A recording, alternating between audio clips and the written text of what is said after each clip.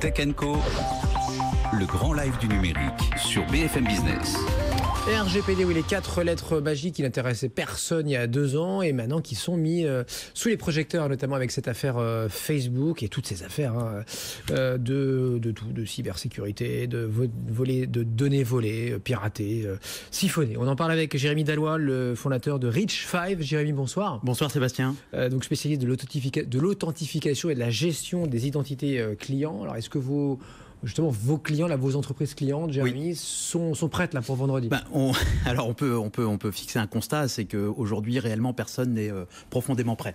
C'est-à-dire que les entreprises, la majorité des entreprises ont pris des initiatives, ont mis en place des processus pour justement se conformer à ce nouveau règlement général sur la protection des données, mais sont loin d'être prêtes. Et en fait, en réalité, aujourd'hui, elles ont traité les symptômes, donc c'est-à-dire qu'elles ont revu le processus de newsletter.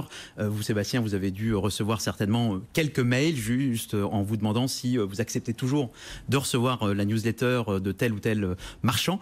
On a fait la même chose sur les cookies finalement, sur le site des cookies. On vous demande si vous acceptez effectivement que vos cookies soient partagés, mais en réalité en profondeur, rien n'est prêt encore aujourd'hui. Rien n'est prêt et les enjeux sont extrêmement forts. On l'a vu là récemment avec une étude d'Opinionway pour Havas où un Français sur 2 est prêt à attaquer une marque si elle ne respecte pas ce nouveau règlement.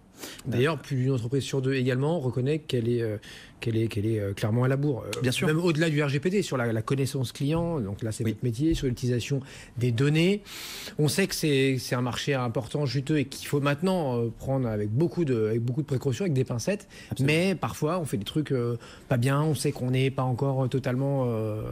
dans le cadre, quoi. Alors, il y a effectivement un cadre, il y a un cadre réglementaire. Vous l'avez dit, ce cadre réglementaire, il y a des sanctions qui seront mises en place s'il n'est pas respecté.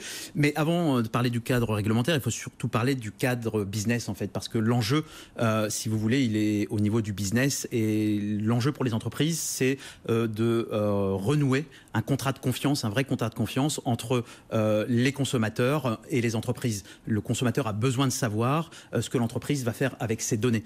Il n'est pas opposé à partager ses données, donc c'est plutôt une bonne nouvelle, mais par contre, il a besoin de savoir effectivement qu'est-ce que l'entreprise va en faire, en fait, comment elle va l'utiliser, et le RGPD, finalement, c'est ça, c'est construire ce contrat de confiance entre les utilisateurs qui, pour certains, se sont sentis floués de leurs données, et pour d'autres, l'ont donné en totale confiance et en ont été abusés, en fait. Et quand on dit personne n'est prêt, là, très clairement, qu'est-ce que ça voudrait dire? Personne n'est prêt parce que le RGPD, c'est quelque part, c'est une révolution dans l'entreprise. Ça ne concerne pas uniquement que le DPO, le Data Protection Officer, en fait, dans l'entreprise.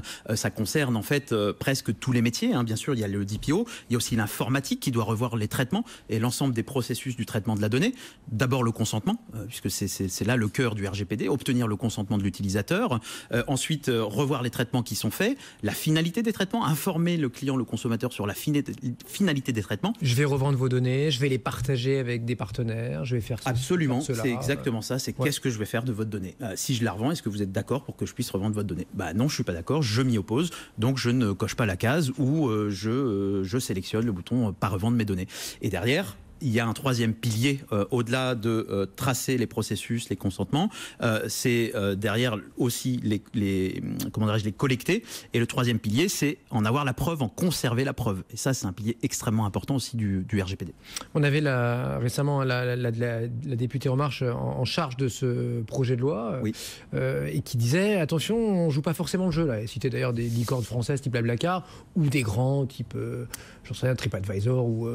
Alors effectivement, en disant parfois tout le monde ne joue pas le jeu là. Tout le monde ne joue pas le jeu. Je ne sais pas si tout le monde ne joue pas le jeu. En tout cas, tout le monde n'a peut-être pas pris la pleine conscience des enjeux derrière le RGPD. Et je pense que de toute façon, il y aura très certainement des sanctions qui vont tomber assez rapidement, qu'elles viennent de partenaires ou qu'elles viennent directement de la Cour européenne. Et ces sanctions vont s'appliquer très vite pour donner des exemples. Mais sauf que c'est l'esprit de la loi. C'est-à-dire que à partir du moment où, quand on est américain, enfin Google et Co, ils auront une flopée d'avocats, juristes qui savent très très bien Alors rester dans le cadre de la loi, justement. Alors l'objectif, il est... Alors bien sûr, toutes les entreprises ont des cabinets de conseil pour les conseiller, pour les accompagner à mettre en place... pas toutes, mais les grosses. Oui. Mais en tout cas, les grosses, clairement. Celles qui sont plus petites, à elles de mettre en place, je dirais, le conseil qui va bien pour se conformer à ce règlement. Nous, c'est ce qu'on a fait il y a un an. On a développé une offre du RGPD qui est le module Smart Consent pour aider les entreprises technologiquement à accélérer justement la mise en conformité sur le RGPD.